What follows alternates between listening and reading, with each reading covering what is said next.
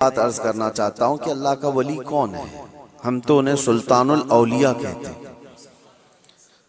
سلطان الاولیاء ہے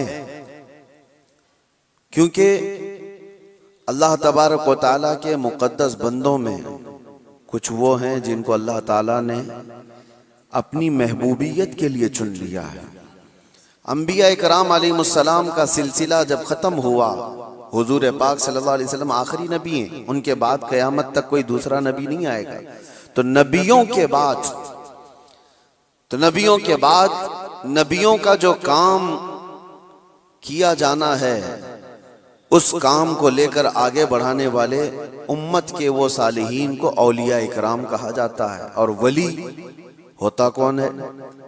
ولی کا کوئی خاص چہرہ، خاص لباس یا کوئی ایسی چیز نہیں بتائی گئی، لیکن قرآن نے کہا ان اولیاءہ الا المتقون، اللہ کے ولی صرف وہ ہوتے ہیں جو متقی ہوتے ہیں۔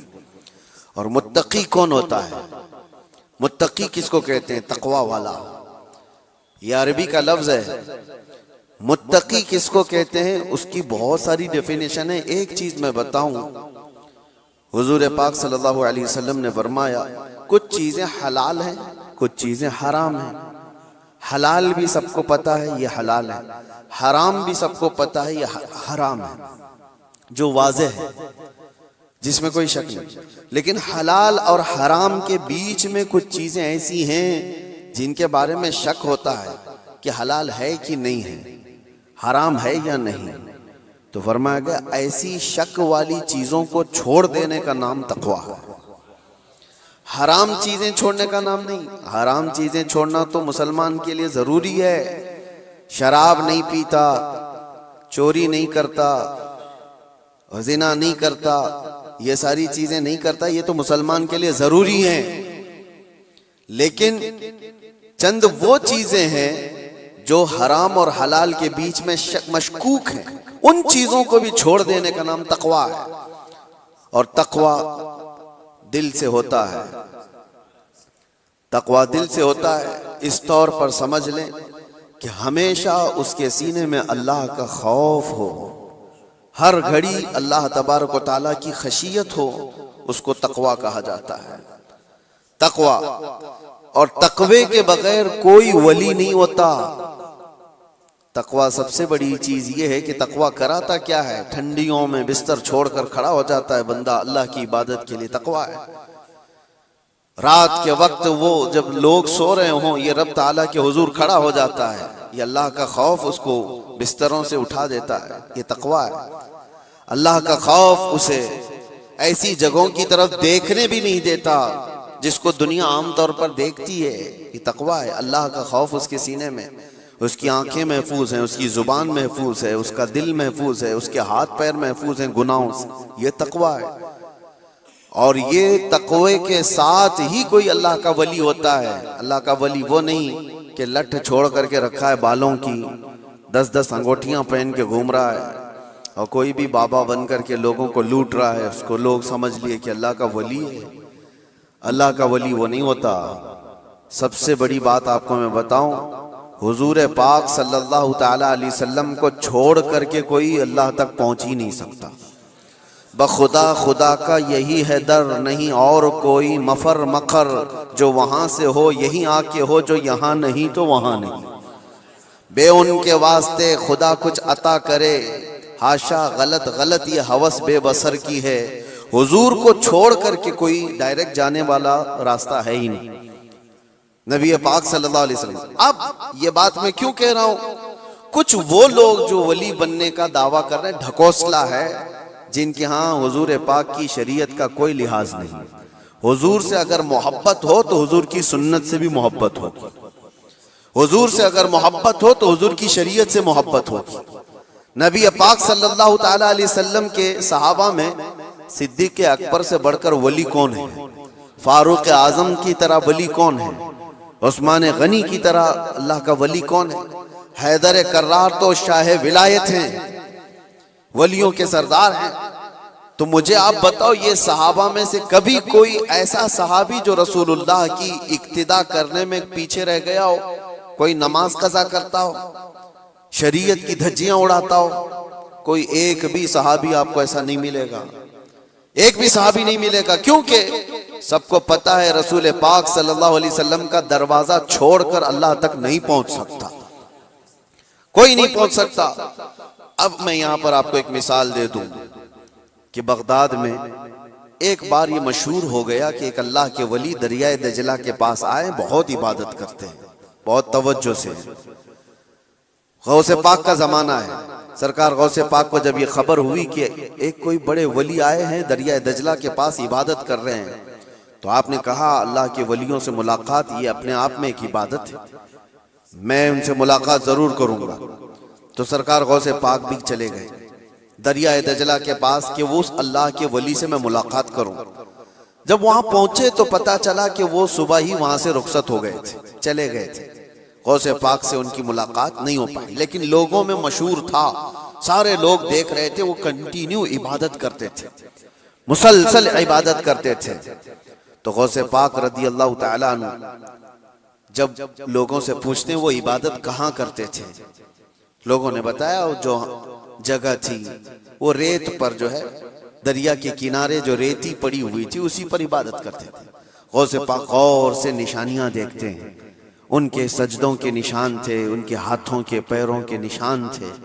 آپ نے غور سے دیکھنے کے بعد پھر کہا تم لوگ جھوٹے شخص کو اللہ کا ولی سمجھ لیے ہو، وہ کہاں سے اللہ کا ولی تھا، تم لوگ کسی کو بھی ولی مان لیتے ہو۔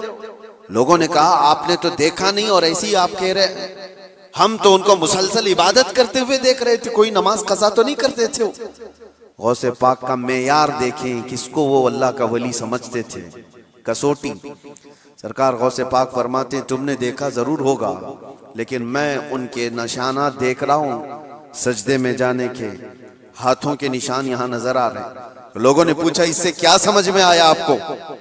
کہا دیکھو 10 انگلیاں ریت پر ایسی کھلی ہوئی پڑی دکھ رہی ہیں، اور میرا ماننا یہ ہے کہ جب نبی پاک صلی اللہ تعالیٰ علیہ وسلم سجدہ کرتے تھے تو 10 انگلیاں ملی ہوئی ہوتی تھی، سجدے میں حضور پاک صلی اللہ علیہ وسلم کی انگلیاں ملی ہوئی ہوتی تھی، اور یہ شخص جس کو تم عبادت کرتا ہوا دیکھ رہے ہو اس کی انگلیاں پوری پھیلی ہوئی ہیں، جو حضور کی سنت پر عمل نہیں کرتا میرے نزدیک وہ ولی ہو نہیں سکتا، وہ ولی نہیں ہو سکتا۔ ایک سنت کو ترک کرنے پر غوث پاک فرماتے ہیں کہ میں اس کو نہیں مانتا ولی۔ اب آپ اندازہ کریں لوگوں نے تو پتہ نہیں کس کو ولی بنا لیا ہے، کیسے کیسے باباؤں کے پیچھے یہ گھوم رہے ہیں، وہ ایسے بابا جن کے نماز کا کوئی ٹھکانہ نہیں، دن بھر قوالی میں بیٹھے رہتے، نماز کے بارے میں پوچھو تو کہیں گے مکہ میں پڑھتے ہیں، مدینے میں پڑھتے ہیں۔ کچھ وہ بھی ہیں جو دل کی نمازوں کی بات کرتے ہیں، یہ سب شیطان ہے۔ شیطان اس طرح کے چہرے بنا کر کے امت کو گمراہ کرتا ہے۔ ہمارے علاقے میں ایک مرید صاحب آئے ہوئے تھے کافی سال پہلے، کسی پیر صاحب کے، انہوں نے کہا تھا کہ ہمارے پیر صاحب کی نماز اللہ نے معاف کر دیا ہے۔ میں نے پوچھا تھا کہ کیوں؟ کہا اتنا تقویٰ ہو گیا، اتنی عبادت کیے ہیں کہ ان کو اب یہ ظاہری نماز کی ضرورت نہیں ہے، وہ باطنی نماز پڑھتے ہیں۔ میں نے ان کو ایک سپرے مارا تھا، وہ ابھی تک آئے نہیں واپس۔ کہا شریعت میں 4 لوگوں پر نماز معاف ہے، 4 لوگوں پر نماز معاف ہے۔ نابالغ بچہ ہو تو نماز معاف ہے، ابھی مطلب اس پر نماز فرض ہی نہیں ہوئی۔ دوسرے پاگل ہو، دماغی نہیں ہے تو بھی نماز معاف ہے۔ اور تیسرے عورت کی جو ماہواری آتی ہر مہینے، حیض کے دنوں میں عورت کو نماز معاف ہے۔ چوتھے بچے کی ولادت ہو جائے عورت، اس کے بعد اس کو نفاس جو آتا ہے وہ 40 دن تک بھی ہو سکتا ہے میکزیمم، اتنے دن عورت کو نماز معاف ہے۔ یہ 4 لوگ ہیں جن کو نماز معاف ہے۔ میں نے مرید صاحب سے کہا تھا پیر صاحب کو پوچھ لینا ان 4 میں آپ کیا ہو، یا تو تمہارا پیر نابالغ ہوگا اس لیے نماز معاف ہو گئی، یا تو پاگل ہوگا اس لیے معاف ہے، یا تو پھر وہ 2 کیٹیگری جو بڑی ڈینجر ہے۔ پوچھ لینا میرے عزیزو، غوث پاک پر نماز معاف نہیں ہوئی تو ایرے غیر نتھو کھیرے کی بات کیا ہے؟ سلطان الاولیاء غوث پاک رضی اللہ تعالیٰ عنہ کے ساتھ یہ ہوا تھا۔ آپ نماز پڑھ رہے تھے، بادل کا ٹکڑا ایک سایہ بن کر کے آپ کے اوپر طاری ہوا اور اس سے آواز آنے لگی، اے عبد القادر، میں نے تجھ پر سارے حرام کو حلال کر دیا ہے، میں نے تجھے نماز معاف کر دی ہے، تو نے اتنی عبادت کر ڈالی۔ اور ظاہر سی بات ہے یہ 4 دن لوگوں میں بیٹھ کر کے عبادت کر کے یہ سمجھ لیں کہ میں بہت کیا ہوں۔ غوث پاک تو وہ ہیں جنہوں نے 15 سال تک ایک پاؤں پر کھڑے ہو کر رات بھر نماز پڑھی ہے، اور تقریباً 40 سال ان کی عبادت کے ایسے گزرے ہیں کہ ایک انگور کے دانے سے سحری کرتے تھے اور آدھے گلاس پانی سے افطاری کر لیا کرتے تھے۔ یہ غوث پاک کی عبادات اور مجاہدات، اتنے سالوں کے بعد اگر کوئی کہے ان کو تو بات تو ایسی لگتی ہے نا کہ شاید دماغ میں یہ بات آ جائے، ہاں اتنے سالوں کی عبادت ہوئی، بادل کے ٹکڑے سے آواز آئے کہ عبد القادر میں نے سارے حرام حلال کر دیے تم پر اور نمازیں معاف کر دی۔ لیکن وہ ایسے ویسے لوگوں کی صحبت پائے ہوئے اور موسمی طریقوں کے ولی نہیں تھے۔ غوث پاک رضی اللہ تعالیٰ عنہ شان محبوبیت پر فائز تھے۔ آپ نے برجستہ کہا یہ آواز رحمان کی نہیں ہے، یہ شیطان کی ہے۔ جب نبی پاک صلی اللہ علیہ وسلم پر نماز معاف نہیں ہوئی تو میں کون ہوتا ہوں؟